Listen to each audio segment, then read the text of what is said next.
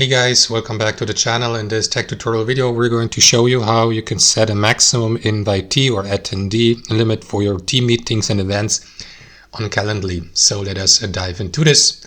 Head over to the scheduling tab inside your Calendly account to edit, for example, already created team meeting or create a new one by clicking into this button.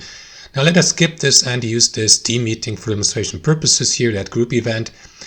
You will need to edit its settings. To do that, click into these three dots, select edit, and here in your event editing, what you want to do is scroll down and here under invitee limit, expand it, and here set a maximum limit for groups, like I don't know, let me go with 10 for example, and after that confirm by clicking into save changes here. And that's it. So that's the maximum number of invitees for that group event. And that's how it works, guys. Here, invitee limit. You may collapse this tab again. Thanks for watching. Hope you enjoyed it, got some value from it, and we'll see you next time on our channel.